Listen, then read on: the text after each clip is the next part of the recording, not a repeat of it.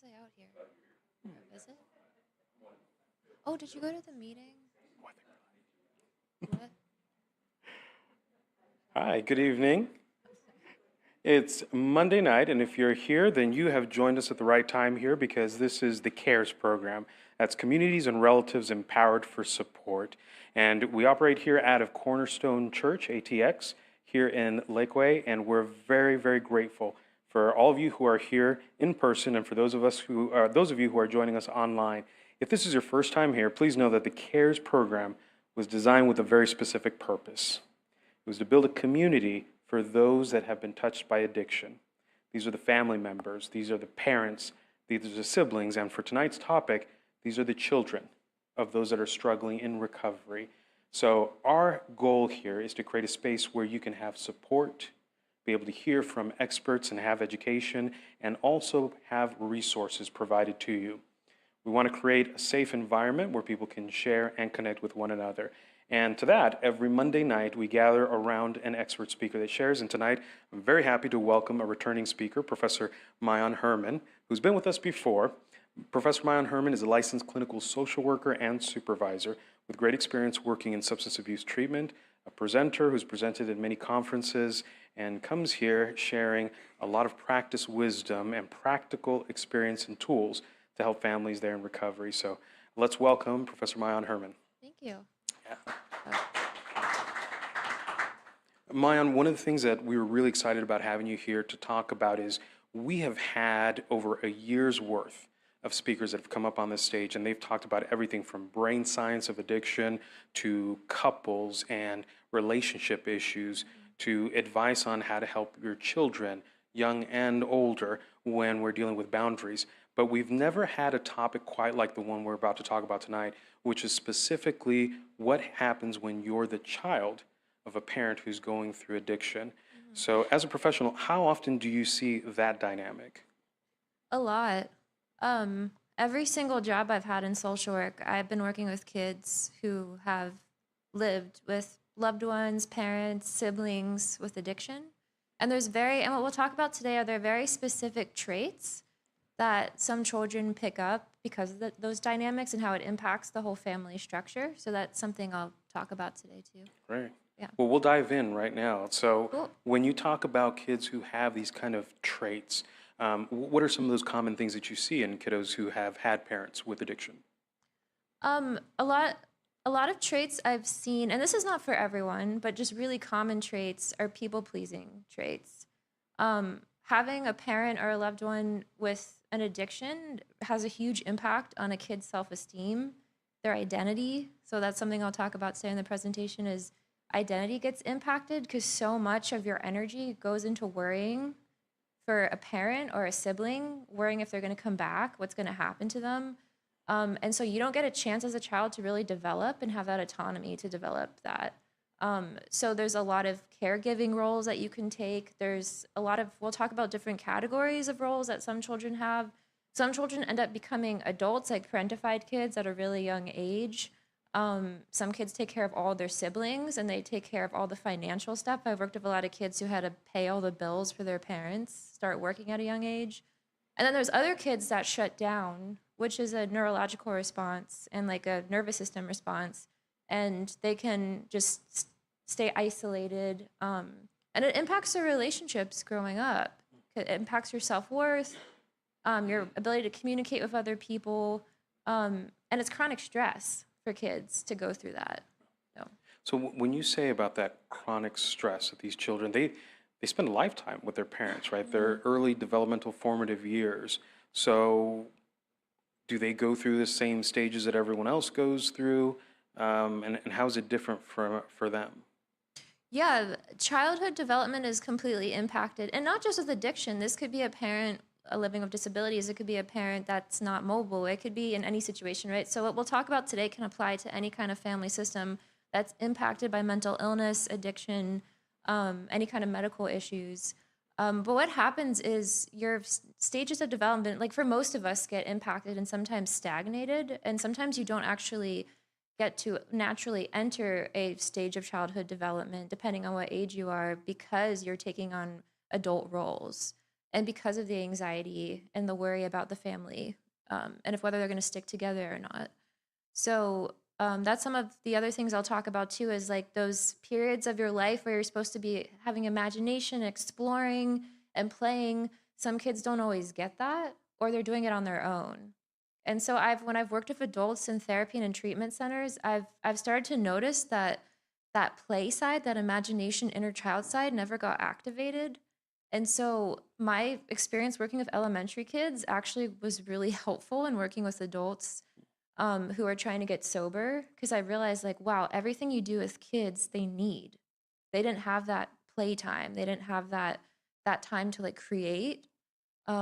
And if you are living with a lot of shame and guilt, or taking in your parents' shame and guilt, or apology, and then they go back to using, and then another apology, that kind of thing, you spend most of your time consumed by your energy is consumed by that person's life and whether they're going to come back or not. And you're always thinking about them, which makes it hard for you to stay present for other things, school, relationships, how you bond with other kids.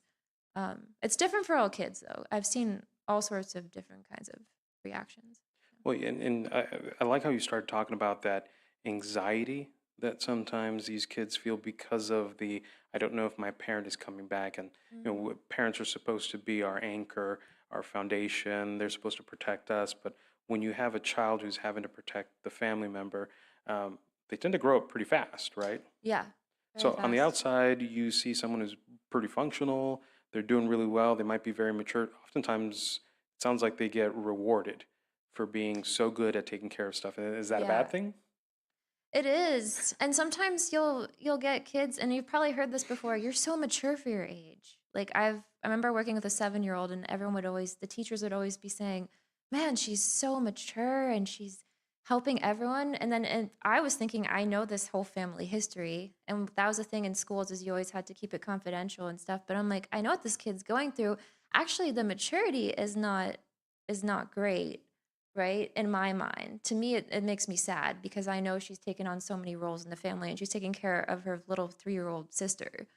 But the external environment validates it too, right? Like you were saying. So you're constantly getting people saying, like, "Oh my God, you're behaving." We sometimes take childhood maturity and equate it with like if you're obeying an adult, right? Defiance versus obeying, kind of thing. And I hate using the word defiance, but that's still used a lot in schools.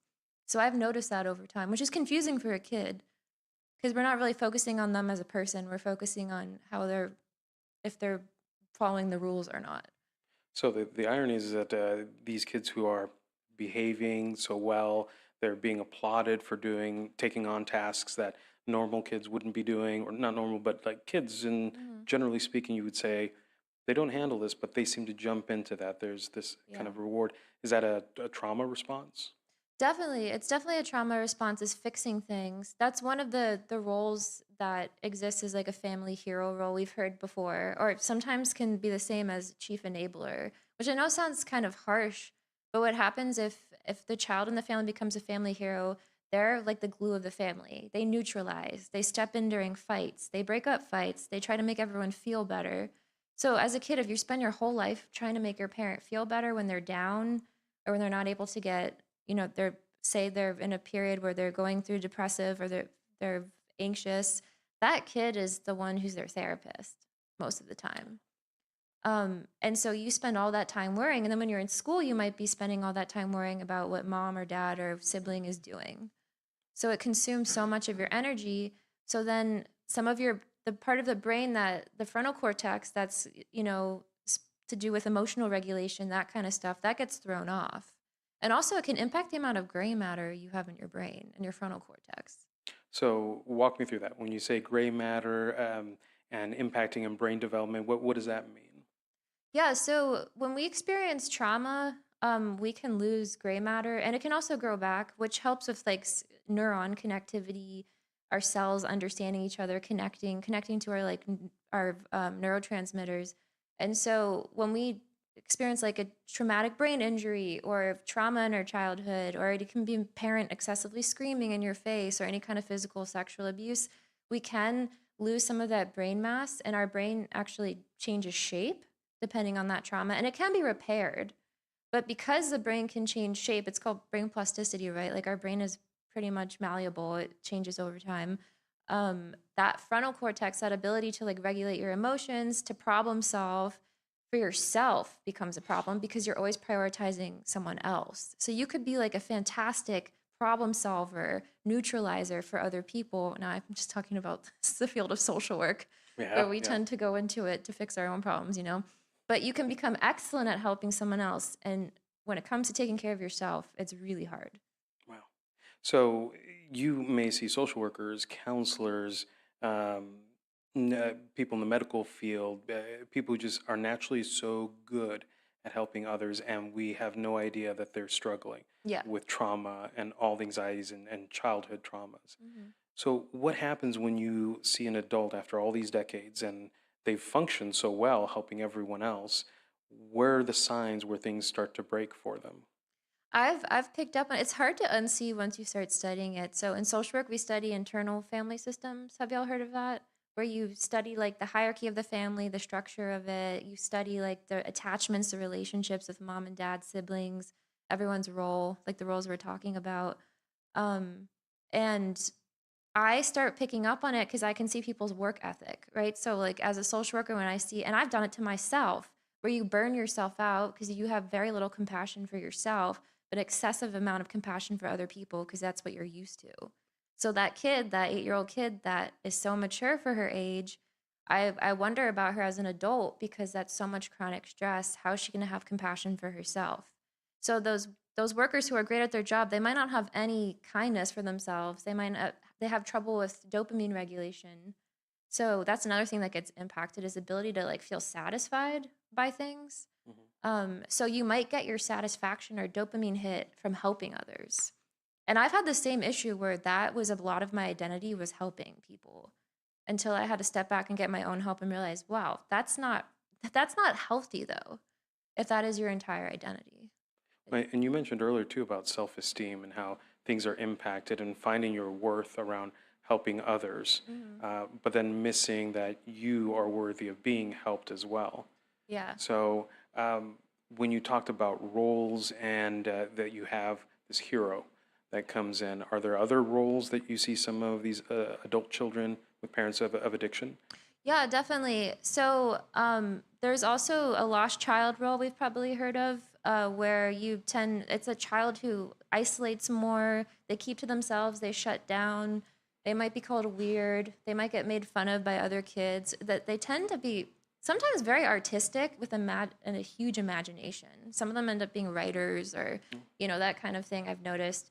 But and then when they get older as adults, sometimes, and I don't want to stereotype, but sometimes a lost child, just because I've done couples therapy before, which is not always fun, but I've seen lost childs who end up married to family heroes because the family hero is so used to taking care of other people that when they form relationships, their body is still reacting as it did as a child. Even though you've developed and you have a different kind of brain and you've learned new things, your body still remembers those times where you were a helper. And so you might still extend that helping in a romantic relationship and not even realize you're doing it. So a lost child, sometimes they feel out of control versus a family hero who might exert a lot of control because they had to be in control when they were younger. They didn't have a choice. A lost child can fall behind in school. Like maybe they need certain accommodations or services, but they kind of fly under the radar because they're so quiet because it looks like they're behaving, or it can look like they're not listening, right? And I've seen schools where they're like, that kid doesn't listen, he's defiant. I'm like, no, he's just going through a lot of stuff right now. He's really intelligent. It's just he's not going to learn the way you want him to, you know? So when you work with communities, whether it's in spaces like churches, schools, different places, oftentimes people are saying, well, we wouldn't know how to recognize this. We would just see kids who are doing really well or highly functional, highly Yeah. successful.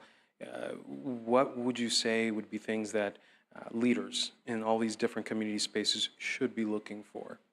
I definitely think looking for signs of overexertion, a lot of putting yourself down, like self deprecatory humor, which I'm guilty of. when it's in excess can sometimes be a sign. I know someone's joking around, but at the same time, that might be an accurate reflection of how they feel about themselves, and they're seeking some kind of connection or validation. There's a lot of lines I've heard everywhere I've worked where like, if I don't take care of it, no one will. It'll fall apart without me. That's really common. And I have to say that sometimes can be a red flag. Not maybe sometimes the truth. It will fall apart without you. But I've heard it so many times, and that's a trait too. You can say an adult child of alcoholic trait, and it doesn't just have to be alcoholism. It can be any kind of addiction to anything, not just substances. Will take that work ethic that they had as a kid and bring it into the workplace. And it actually can isolate you and affect your relationships with other people. And sometimes they tend to be managers of programs. Okay. Because they're so used to taking care of things. I'm starting to feel guilty as a manager of this program, but actually, Not everybody. no, I think you're spot on. I mean, a bit of a disclosure, as the son of an alcoholic and recovering, everything that you're saying really connects well with me. And I think that there's a lot of people that are in this same space where they've just been experts because they've been doing this their whole lives, taking care of it. But it just having that moment of awareness of what you're doing has been helping everyone else, but what do you do to take care of yourself? So when you are, and we're going to open up in a minute here for Q&A. So if you're in the crowd, if you're listening to us, and then also if you're live, you can drop in questions here through the links, and also we'll have a microphone going around here. But the many roles that people take, and again, the rest of the world sees this as really successful, admirable tasks. Why do you, is this visible to most of the communities? We've got Alcoholics Anonymous, we've got Narcotics Anonymous, we've got recovery spaces, but is there a space for those children who don't have an addiction on the surface, but are struggling with all of the dynamics you're talking about? Yeah, there's definitely different kinds of groups, and it depends on the person. Some people love the support group. Some people find it isolating. There's adult children of alcoholics, which can be really helpful, and there's a laundry list. I don't know if anyone's seen the laundry list before, but it's a list of traits that some children who have parents who are using are addicted to substances. Not even addiction. It could be like severe mental illness, right? Even a parent with untreated bipolar or schizophrenia, it could be the same thing. And so what happens, I just lost my train of thought, sorry. Oh, what we're talking about ACA. Yeah, so the laundry list, it can sound kind of harsh. I've had clients where I'm like, try out ACA, just see how it is so they can meet other people who have gone through similar things. Some people have loved it. Some people are like, this is really harsh. It's saying that you're the problem. And I've had clients who are like, I'm not the problem. My parent was the one. And I was like, but there are traits that you can become aware of that you're doing, some behaviors that are not actually helping you and might isolate you in your relationships. That shutting down your nervous system being activated, all of that can happen in a relationship. Being open to criticism or feedback, sometimes that feels like a complete attack on your personality. So in those groups, they talk about that laundry list, and then there's a flip side of the laundry list of what they're aiming for and healing those traits. There's also Al-Anon, which is highly effective when you work the 12 steps with a sponsor, which is for people who, like family members who are dealing with a loved one who's addicted. So you're not struggling with addiction yourself, someone else is. And there's also going to therapy, I have to say, with a therapist that is trained to treat addiction, because so many therapists don't know how to work with addiction. I can't even tell you how many social workers are like, I'm not touching this case. It's really true. Like, you would think as social workers, we know what we're doing, but we're not always specialized in addiction. And we don't have a mandatory class on it, right? It's an elective. Yeah. So that's what I've noticed in our field is we're really lacking. Well, and that's a big part of why we bring speakers like you up here to share that. So if I may borrow your wisdom and training and working in the space of addiction as a therapist, what recommendations do you make for people who are now ready for therapy or want to start having that conversation? Where do they go? What should they be looking for in therapy? Yeah, someone with an addiction background, any kind of addiction background will be helpful, because the problem is if a therapist doesn't know how to assess for addiction, they can misdiagnose sometimes. And if they don't understand adult trait of alcoholic traits, or they don't understand traits that you can pick up from living with addiction, then there's a lot they can miss, and they don't always understand where the anxiety is coming from. and you can't get to the root of the issue. So like I remember having a client who she would punish herself a lot and she would sometimes not eat and she would forget to meet her own needs because she was always worried about her mother growing up, that she'd in college forget to feed herself, or she would punish herself for certain things. And I realized that's on the ACA list, is those are a lot of traits, and her self-esteem was really low. And so we focused on the root of it. We connected her mom's alcoholism and how it impacted her relationship with her father, and how she didn't have a chance to grow self-compassion for herself and didn't have it for herself growing up because her mom didn't show it. We connected that with her current behavior in college and how it was impacting her grades. So you can kind of miss a huge root of the problem that way. So And when I you see digress. communities like this, I mean, what would you, as a therapist, having worked in these spaces, what would you want more communities to have ready or prepared? Interventions or supports? What would you say?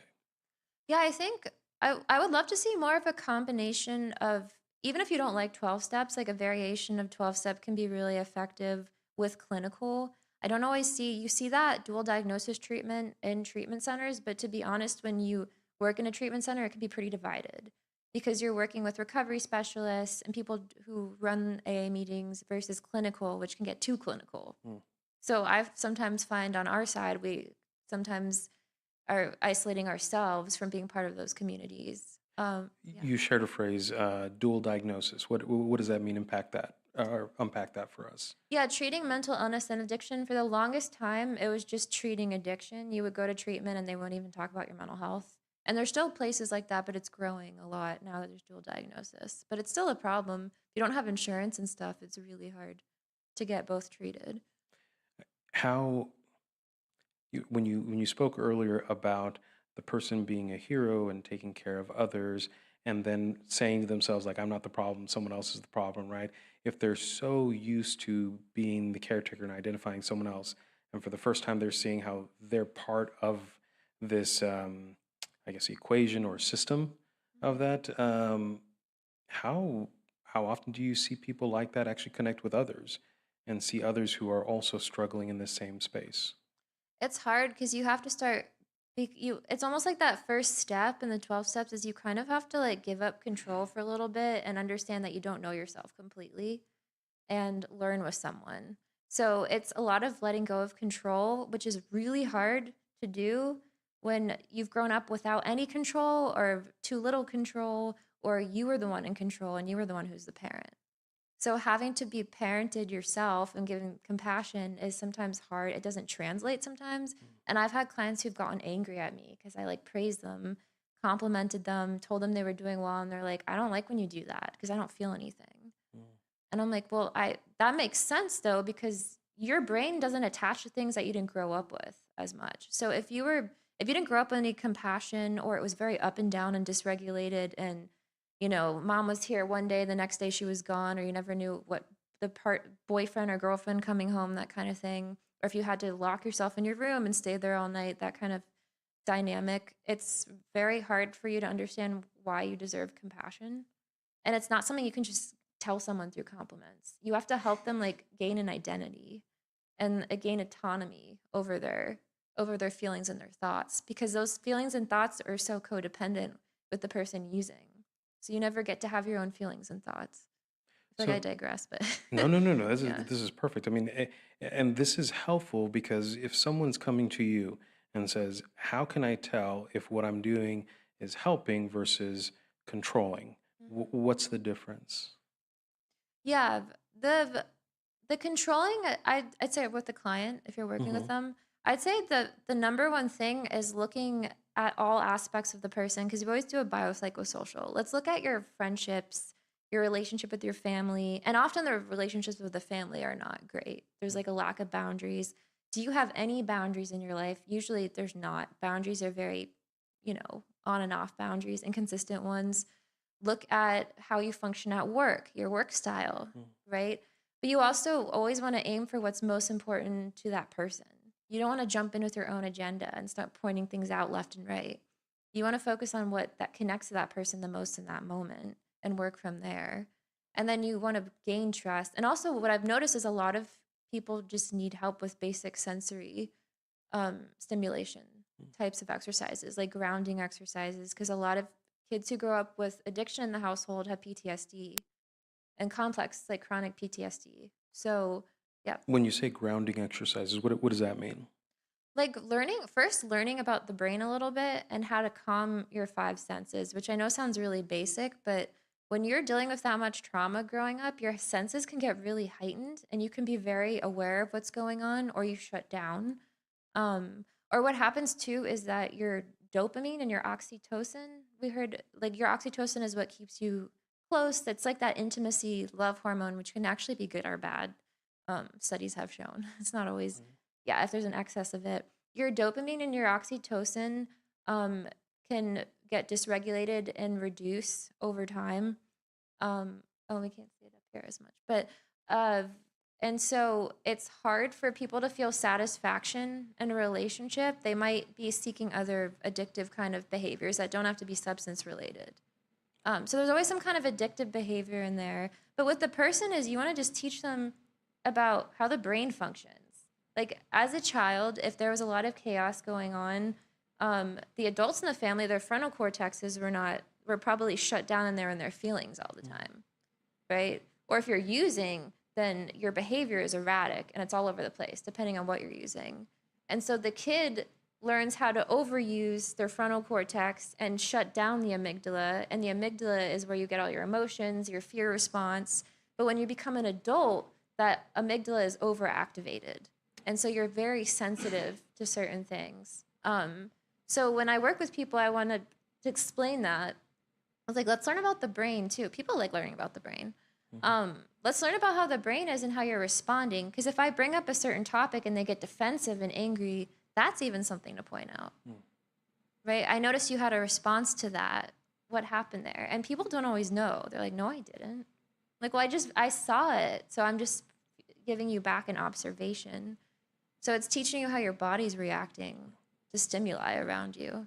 So grounding, you're retraining the body, you're retraining the brain to respond, to understand itself. And all these are really great strategies. And I'm going to put a scenario here for you, and we're going to start working the microphone around the crowd. So if you have a question, get ready, because we're going to open up the space here to move that around. And this is just the last question I'll ask on this. Hope. What message of hope could we share with people that might say, I have a friend, and I'm recognizing that pattern, and they seem to be so good at what they do, and now I'm starting to piece together there's a trauma response there. How do we approach that conversation with the people that we love around that might be overwhelmed with caring for a parent or someone that's going through addiction? Yeah, what I would keep in mind that the response you get might not be the response you want from that person if you're to address it. I would try to first understand what your relationship is like with that person and if they're in a place to hear you out.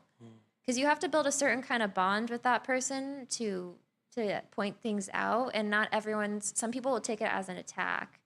So it's a lot of describing what you're seeing, not your feelings, right? And there's something called Dearman in exercise. It's a DBT skill. Well, it's like talk to the person about what you're seeing. Don't jump in with your emotions and being like, I feel like this when I see this.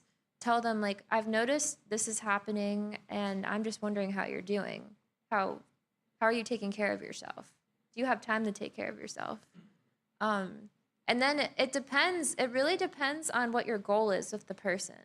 You have to first decide for yourself, like, what are you expecting out of this conversation? And do you think they're going to respond to what you're saying? Do you think they're going to be defensive? Because I think last time we talked about how when you get in a defensive mode, when someone points out, gives you feedback, right? You get stuck in your emotions and your nervous system reacts and could actually be reliving a time where you got criticized as a kid.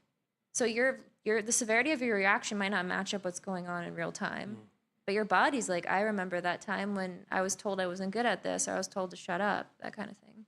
So a lot of what you're sharing is having a genuine, authentic relationship with individual, and having that as an opportunity to be able to then talk about without any shame, without any judgment, observations, which is really great practical advice, especially when we're struggling to see how do we make that connection.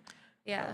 So we're going to segue here to questions in the audience Yeah. here, and just want to remind that again, part of the function of our Monday night series is to have a space here where there's community, so that you can connect with others, ask questions of experts, but also know that you're not alone in this process. So for anyone online, if you'd like to submit a question, we'll be reading through that. But in person, if you have a question, feel free to raise your hand, and we'll have that microphone come to you. Thank you very much. What have you found to be effective in helping children in this situation from becoming addicts themselves? Oh yeah, it's a good question. A big question. Um, it depends how much you're able to work with the family system. It's kind of tough because when I worked in a school, I only saw them in that school capacity, and you can't always bring the parents in and work with them. It's kind of hard because the parents were always working too, or had other stuff going on. But I'd say with it, you have to work with the whole family pretty much. So finding a trusted caregiver or a caregiver in the family who's somewhat healthy or is not using that can work with you, because without the family's buy-in, without communication with them, it's really hard to help the kid, because you can teach a kid so many different skills, but when they're back in that environment, the environment can be the number one thing feeding an addiction. So one thing you want to try to teach kids is starting with friendships too, is like, who are kids that actually make you feel good about yourself? Teaching them how to show themselves compassion, which could be kind of hard because some kids are like, the same thing. You compliment them and it doesn't mean anything to them because it's not coming from their parents. So they're not getting that biological connection. So it was a lot of self-compassion. It was a lot of regulating your body. And I think when you hit adolescence is when some of those addictive behaviors can come out a little bit more. And I feel like adolescence is also a really important part. But the tough thing is the environment, with that kid's going back to the same environment. So I'd say getting that kid involved in after school activities, mentoring them, I remember in school, there was a couple kids that were dealing with alcoholism at home. And I'd say to teachers, I couldn't share anything, but I'd be like, this kid needs extra attention. Can we give them extra jobs and make them feel important? Can they start a club? So it's anything to boost their self-esteem. But that's always the hardest part, is when they return to the unhealthy caregiving that's going on. It's so hard to help. When a parent's involved and they're willing to go to treatment, it's a different story.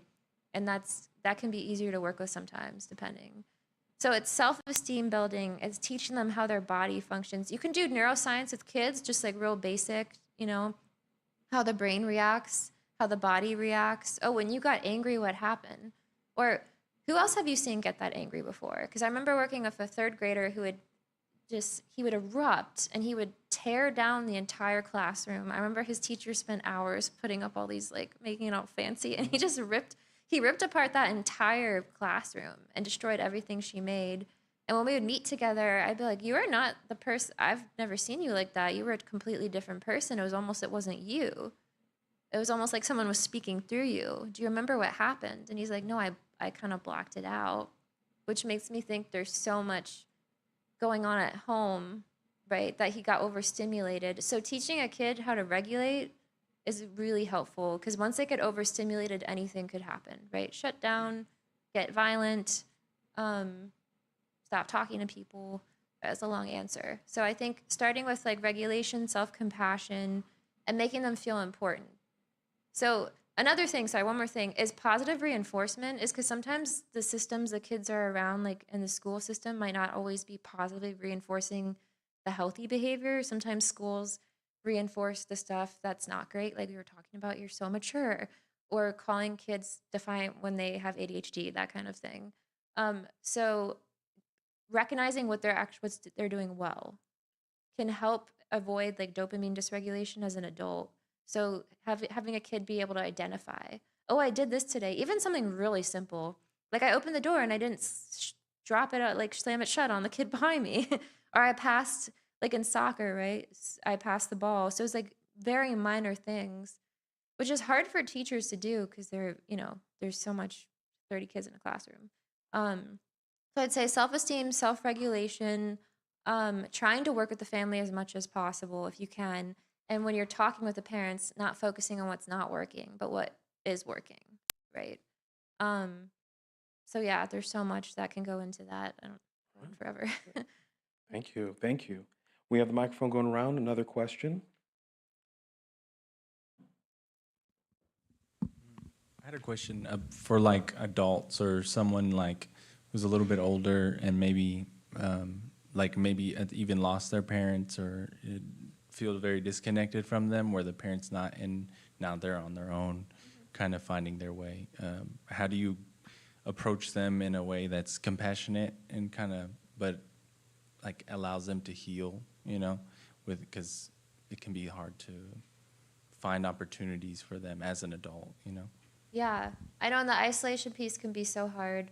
I think it's getting to understand how they communicate and what their learning style is first. Because anytime I worked with a client and I noticed there were a lot of walls they had built, and you start building those walls as a kid, right? Because people break your trust all the time. So just thinking they might still really like you and be friends with you, but their trust is not always there, and it has nothing to do with you. It's just that there might be that fear in the back of their head that someone's going to abandon them. Because with addiction comes a lot of abandonment issues. It's different for everyone. So I think, what is their learning style? How do they connect? How do they communicate? Because it might not be verbal. It might be some other form of communication depending on your friend. I have no idea if it's a specific person. But how do they communicate with the world, and how do they perceive the world? So start asking, planting little seeds, right? Because sometimes if you jump in too strong and you try to make a connection, because I've made that mistake plenty of times with clients where I was too excited to make a connection and they're like, whoa, you're not meeting me where I'm at. So trying to meet them where they're at, understanding their energy level. I know that's a lot of stuff, but just understanding, how do they learn in their job? How do they learn? Yeah. With their favorite hobby, how do they connect with their favorite hobby? And sometimes it's a little bit of dosing, little planting seeds. It's you ask a little question that might be kind of personal, and then you pull back. Ask something small, pull back, change the subject, right? Because it might be too heavy. And then just get a glimpse of how they respond to that. Yeah. Maybe they'll give you a little bit, maybe they'll push back. But that's even enough information for you, right? You see what happened. Definitely. So yeah, it is tricky because, right, you don't want to push people away. And how do you get family members, or how would you go about getting a family to try to understand someone like that that's kind of pushed them out or outcasted them in a way? Yeah, I would be curious what the family is doing currently, because there might be things they're doing currently that are isolating. What are they saying? What is their perspective of the person?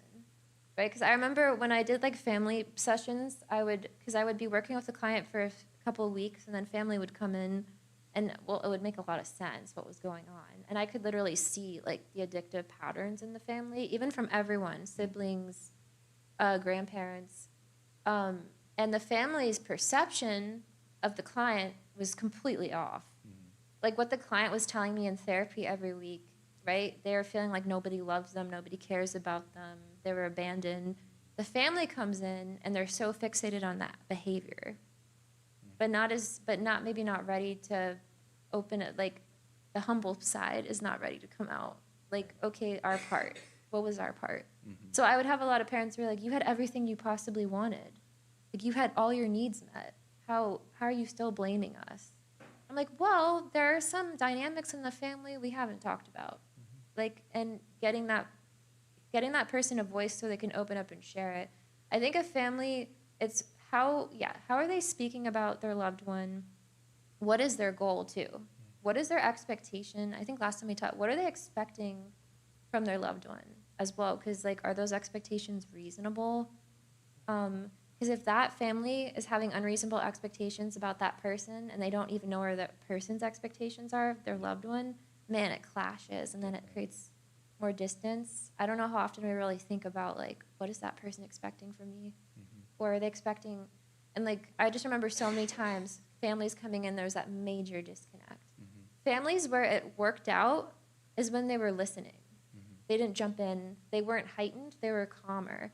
I've noticed families that are heightened with their own trauma, or they have their own sensory reactions, it can escalate the other person.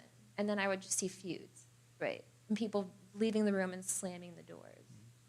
So that's another thing for families is did you regulate yourself before you talk to this person? And do you know what your loved one's expectations are of themselves, how they feel about themselves? Because if that person's feeling really down on themselves and the family comes in strong, being like, we love you, we miss you, that can push someone. And it shows in a lot of relationships, right? Like that lost child dynamic. There's sometimes this thing called pursuer, chaser, or the person that, like, there's that one person that pursues the love a lot and the other person runs away. And then when the person's available, the other person's confused. Wait, what just happened? So they're replaying the dynamic with their parents. So I think families still do that sometimes. They're still replaying those childhood dynamics, and that just completely dysregulates the other person. So there's so much that goes into it. Sorry, that was a very long response too. But No, this is great. these are good questions. Yeah. You just have a lot of different responses. We're going to have the microphone going around, and while the next person preps their question, I want to interject real quick. Are you too old to be considered a child of someone who's an alcoholic? Because sometimes you'll have children who are 40s, 50s, 60s. They have children, they have grandchildren, but this is the first time they ever considered the experience that they had with their parents decades ago. It seems like it's a lost identity at that point. So is it too late to address some of those issues? Not at all. I've worked with people all ages. I had an 80-year-old client once that came in, and I started asking more questions. I had to pry a lot because generationally it's so interesting to see how people deal with mental health. I've seen like every generation's, like, not every, but I've seen a lot of ways that generations deal, right? Like younger generations are talking about mental health and they're using terms. And then and older generations, like silent generation, that kind of thing, baby boomers, minimize a lot of stuff because suffering was just like part of the deal. And so it's so internalized that sometimes I'd have to point out to like some folks, it sounds like your dad was an alcoholic. And they're like, no, he wasn't. Well, you said every time you came home he was drinking. Yeah, but he had like 3 beers. And I'm like, okay, well, how did he behave? Like, was his behavior impacted? And some people didn't even quite put the words to it. My parent was an alcoholic. And I've had clients where we start working through the ACA list or however they want to learn, and they're shocked. Yeah. They're like, there's no way this still impacts me. I'm like, it very much does because you've never talked about it. You just shut that part of your brain off for so long. But it's manifested as chronic stress. It could even manifest into an autoimmune disorder. I mean, there's so many ways it can manifest. So it's never too late to have this discussion. And that's why ACA is open to, I don't think it's open to all ages, but there's a certain age limit, probably 18 and up. Okay. Yeah. And with good reason, I guess, 18. Yeah, because the subject matter is tough, yeah. But, kind of coinciding with the question earlier too, how do you address this? How do you prevent, working with children?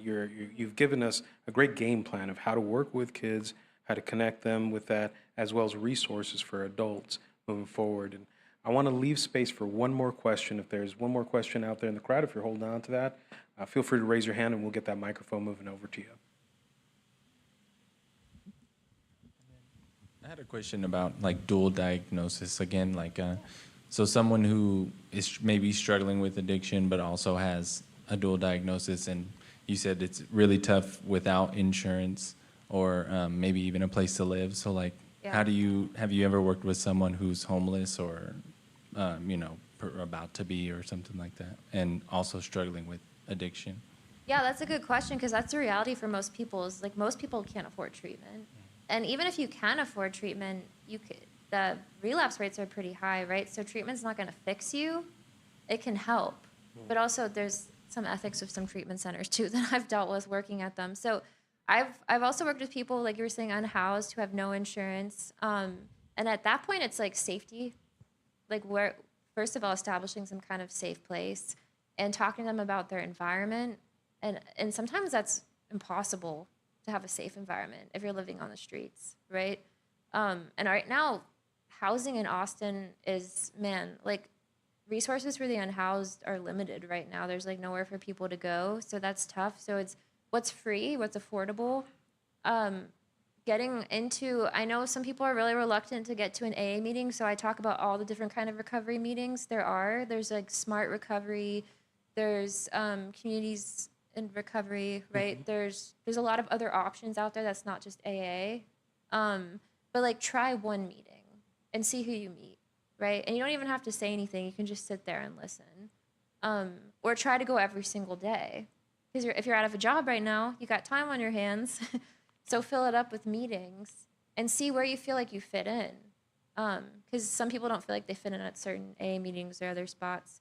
And then there's also numbers you can call. Like there's a number called OSAR. It's a screening number where they try to find affordable treatment, and you usually have to leave town. Like that's the reality right now in Austin. Like a lot of people just have to leave and go to San Antonio, Dallas. I don't know if Houston has many options. And that is the reality, is that we just are lacking treatment centers in general. I think what people need the most is a community. Anything, a sober community. And that could be anywhere they feel comfortable. That's like a safe place. That's a tough one though, right? Trying to stay sober when you're living on the streets or you're constantly working. I think I've also worked with people that were struggling financially and they're working like 3 different jobs. Like, how do you fit time in for that? And we kind of talked about, if you really want to get better, you'll find it, because those meetings are all day online. So letting people know they're accessible. They're online. I would used to print out those sheets like, look, you've got one at 12 o'clock, 1 o'clock, 2 o'clock, every part of town. So just offering the resources. I forget your question. I don't even know what I'm answering now. Renee, one quick bolt-on. I'm afraid I know the answer, but you just barely touched on something at the end of an answer a while ago about schools and teachers. So if you've got a kid, maybe both parents are struggling with addiction, maybe one is and the other is maybe the weaker parent and just not knowing what to do themselves. So you got a kid in elementary or junior high or even going into high school. Do we even come close through our school systems of doing anything to see some or any of these things that you're describing where a teacher would maybe catch that or say something or bring it to someone's attention without the child saying, hey, I need help, which is probably not going to happen? Yeah, no, that's a really good question. I mean, I've worked with some teachers who are fantastic and others that are so overwhelmed that they don't see anything going on. It also depends on the kind of teacher and the training they have. Like, I know some schools are moving towards more trauma-informed stuff, but it depends on what's offered. We know sometimes of schools, there's not a lot of resources depending on geographic location. But I do think if you have some kind of mentor, if you have teachers that recognize something's wrong and they know the signs, like grades dropping, that kind of thing, zoning out, missing a lot of class, that is a good time to step in and see whatever you can do to connect with that kid. And yeah, you're right. That might be the best way to make a connection. Because when I worked with a lot of people who either had addiction in their family or were recovering from it, they remember those people forever. They remember their mentors and stuff. So yeah, you're right. And sometimes it's hard for a kid to get a solid mentor. I think we don't often use kids as mentors for other kids. That's underutilized. Like the school I worked at, we had a lot of middle and high schoolers that had truancy issues. We decided to pair them with elementary, like kids who were struggling at home. And those kids actually started coming to school because they felt useful and they actually really liked giving advice. Maybe everything was going wrong at school for them, but they loved it. And they actually would come back, and some of their attendance, maybe grades didn't improve, but attendance improved. So I think there's a lot schools could be doing, but they don't, unfortunately, those mentor programs. I wish we had more mentor programs, because you bring up a really solid point. We have time for one more. Yes, yes.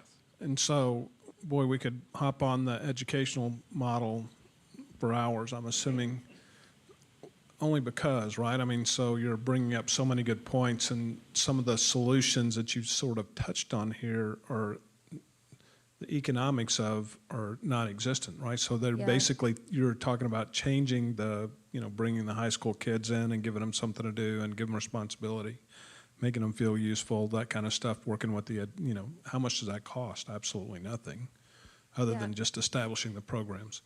Done with that conversation. So then, though, you keep bringing up mental health and addiction.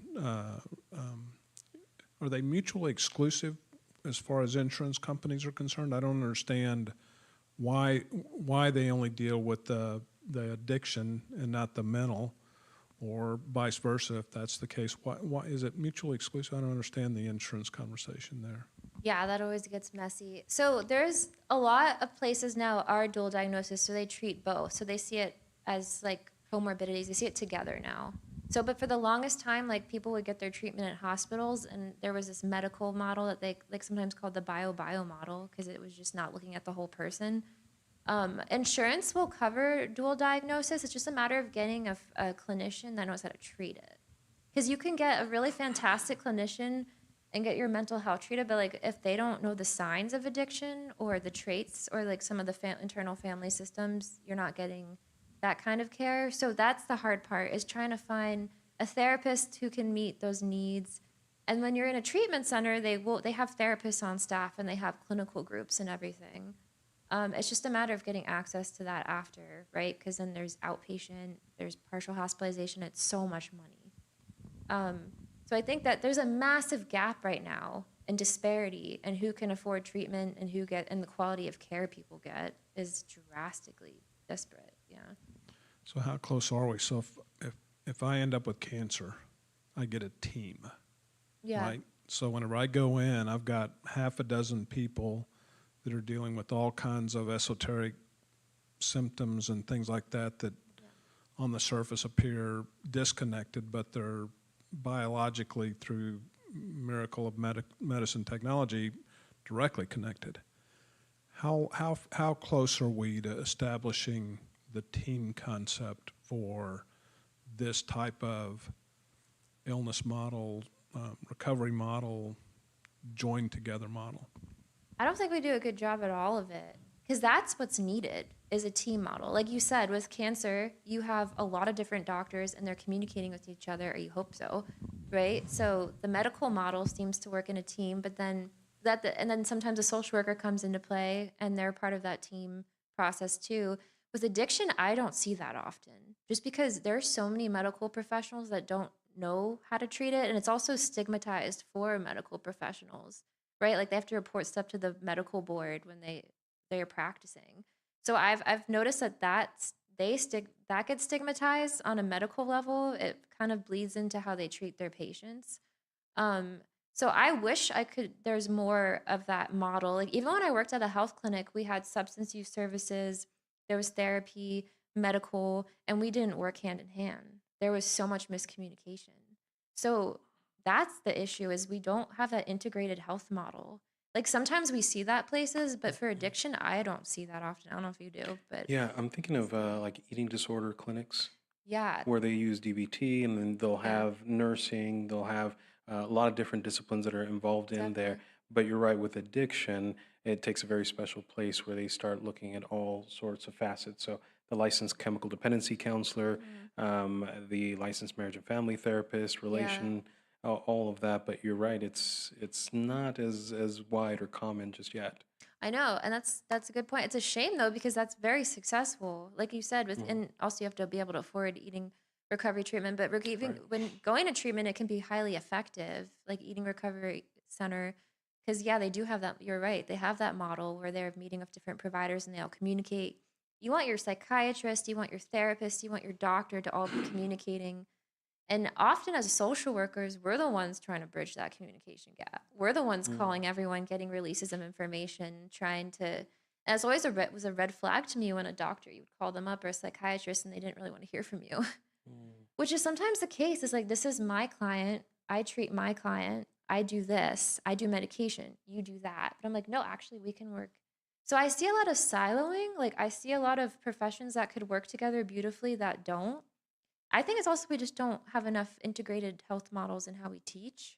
It's not in education as much. I'm not seeing it that much. Like the fact that we don't have it in social work, Mm-hmm. we have integrated health models that talk about mental health, but with addiction, I don't think as much. So, Mayan, this is your second time with us, and I think we're leaving this right here at a cliffhanger moment where I think we've already built now the topic for our third invitation for you. So, I hope you'd be willing to come back and join us because this has been amazing. I mean, I'm looking at the clock. 54 minutes just went by so fast Yeah. because we have had so much content in here. And I'd love to remind people, both here in person and online, that this is the purpose of Monday nights, is that we're able to answer questions here from the audience, to share information that may be new or familiar, but with different contexts and the capacity to be able to ask those questions. So again, a CARES program is set up to provide community, to provide resources, and to provide support. And so much of what you shared today, Mayan, talked about the importance of relationship building. So if you're in the Lakeway area, we just want to encourage you to come visit us here on Monday nights. Next Monday, we will have Drew Dutton, who comes from Phoenix House.